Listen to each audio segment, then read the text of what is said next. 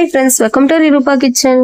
இன்னைக்கு வீடியோவில் ஒரு கப் அரிசி மாவு இருந்தாலே போதுங்க, சூப்பரான டேஸ்டியான நல்லா மொறுமொறுப்பாக செய்யக்கூடிய ஸ்நாக்ஸ் ரெசிபி தான் பார்க்க போகிறோம். ஸ்கூல் விட்டு வரும் பசங்களுக்கு இந்த மாதிரி செஞ்சு கொடுங்க, நல்லா விரும்பி சாப்பிடுவாங்க. இந்த ரெசிபி செய்யறதுக்காக ஸ்டவ் ஆன் பண்ணிட்டு ஒரு பேன்ல ஒரு கப் அளவுக்கு தண்ணி சேர்த்துக்கலாம். தண்ணி நல்லா சூடானதும் இந்த அளவுக்கு நல்லா கொதிச்சு வந்ததும் ஒரு ஸ்பூன் அளவு நெய் சேர்த்துக்கலாம். நெய்க்கு பதிலாக எண்ணெய் கூட சேர்த்துக்கலாம். கூடவே அரை ஸ்பூன் உப்பு சேர்த்துட்டு கரண்டியால இந்த மாதிரி நல்லா கலந்து விட்டுக்கலாம். உப்பு எல்லாம் நல்லா கரைஞ்சதும் ஒரு கப் அளவுக்கு அரிசி மாவு எடுத்து வச்சிருக்கேன் சேர்த்துக்கலாம். அரிசி மாவு சேர்க்கும் போதே ஸ்டவ் லோ ஃப்ளேம்ல வச்சுட்டு சேர்த்துக்கங்க. இப்போ லைட்டா கலந்து விட்டுட்டு அரை ஸ்பூன் சீரகம் சேர்த்துக்கலாம். கூடவே 2 பிஞ்ச் அளவு பெருங்காயத்தூள் சேர்த்துக்கலாம். சீரகமும் பெருங்காயத்தூளும் ஏன் சேர்த்துக்கிறோம்னா நல்லா வாசனையாகவும் இருக்கும், அதே சமயம் ரொம்ப டேஸ்டாகவும் இருக்கும். விருப்பப்பட்டா சேர்த்துக்கோங்க, இல்லைன்னா ஸ்கிப் பண்ணிக்கோங்க. ஒரு கப் அளவு தண்ணிக்கு ஒரு கப் அளவு அரிசி மாவு கரெக்டாக இருக்கும். நம்ம மாவு சேர்க்கும் போதே தண்ணி பத்தாத மாதிரி இருக்கும், கலந்து விடும்போது தான் கரெக்டாக இருக்கும். இப்போ மாவு ஓரளவுக்கு நல்லா கலந்து விட்டுட்டோம். இப்போ ஸ்டவ் ஆஃப் பண்ணிட்டு 5 மினிட்ஸ் நல்லா ஆறட்டும். ஆறி வந்ததும் நம்ம எடுத்து பார்த்துடலாம். மூடி போட்டு வச்சிடலாம். இப்போ 5 மினிட்ஸ்க்கு அப்புறமா பார்த்துடலாம். மாவு நல்லாவே சாஃப்டா இருக்கு, கையிலையும் ஒட்டாம சூப்பரா வந்திருக்கு பாருங்க.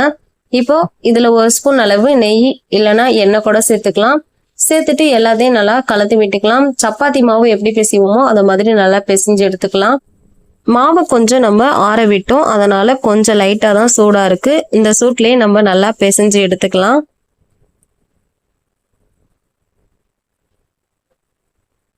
இப்ப இந்த அளவுக்கு நல்லா பிசைஞ்சதும் இது அப்படியே இருக்கட்டும். பாருங்க எந்த அளவுக்கு சாஃப்டா இருக்குன்னு.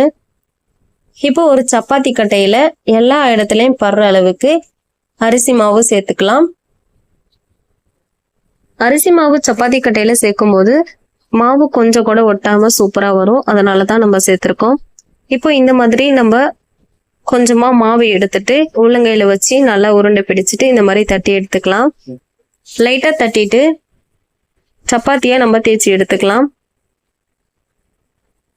மேலே எண்ணெயோ இல்லைன்னா கொஞ்சம் மாவு சேர்த்துட்டு தேய்ச்சி எடுத்துக்கோங்க, அப்பதான் ஒட்டாம சூப்பரா வரும்.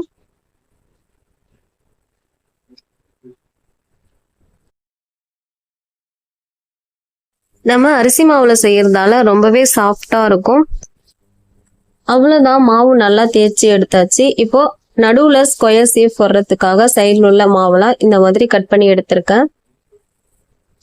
உங்களுக்கு எந்த ஷேப்ல எந்த மாதிரி வேணுமோ அந்த மாதிரி கட் பண்ணி எடுத்துக்கோங்க. நான் இன்னைக்கு ட்ரையாங்கிள் ஷேப்ல கட் பண்ணி எடுத்துக்க போறேன். கத்தியோ இல்லைன்னா கட்டர் வச்சு கூட கட் பண்ணி எடுத்துக்கோங்க. ரவுண்ட் பீஸா வேணும்னா டிஃபன் பாக்ஸ் மூடி, ஏதாவது சின்ன பாக்ஸ் மூடி இருந்தேன்னா அதுல கூட நம்ம கட் பண்ணி எடுத்துக்கலாம். இல்லைன்னா ரொம்ப சின்ன பீஸா வேணும்னா வாட்டர் பாட்டில் மூடியில கூட நம்ம கட் பண்ணி எடுத்துக்கலாம். இப்போ நம்ம கட் பண்ண பீசஸ்லாம் ஒரு பிளேட்ல ட்ரான்ஸ்ஃபர் பண்ணிக்கலாம். இதே மாதிரி எல்லா பீசஸையும் நம்ம கட் பண்ணி எடுத்துக்கலாம். இப்போ நம்ம எல்லா பீசஸையும் கட் பண்ணி எடுத்து வச்சிருக்கோம். பொரிக்க தேவையான அளவு எண்ணெய் சேர்த்துட்டு எண்ணெய் நல்லா சூடானதும் நம்ம பீசஸ்லாம் சேர்த்துக்கலாம். அப்படியே சேர்க்காம பாதி அளவுக்கு மட்டும் சேர்த்துக்கலாம். ஒன்னோட ஒன்று ஒட்டாது, ஏன்னா நம்ம அரிசி மாவு செய்யறதால நம்ம போட்ட உடனே மேலே எழுந்தி வந்துடும். இந்த அளவுக்கு போட்டாலே போதும். நம்ம எண்ணெயில போடும் போதே மீடியம் ஃப்ளேம்ல வச்சுட்டு போட்டுக்கணும், அப்பதான் எல்லா பக்கமுமே நல்லா செவந்து வரும். இல்லைன்னா ஒரு பக்கம் மட்டும் நல்லா செவந்து வந்து தீஞ்சிடும், அதனாலதான். இப்போ எல்லா பக்கமும் ஓரளவுக்கு நல்லா செவந்து வந்திருக்கு. இப்போ நம்ம எடுத்துக்கலாம்.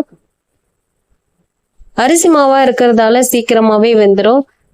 நம்ம எடுத்த உடனே பிளேட்ல சேர்க்காம 10 செகண்ட் இந்த மாதிரி வச்சிருந்து அதுக்கப்புறமா சேர்த்ததான் நம்மளுக்கு எண்ணெய் இல்லாம சூப்பரா இருக்கும். இப்போ நம்ம ஒரு பிளேட்ல ட்ரான்ஸ்ஃபர் பண்ணிட்டோம். இதே மாதிரி இன்னொரு பேஸ்ட் நம்ம போட்டு எடுத்துக்கலாம்.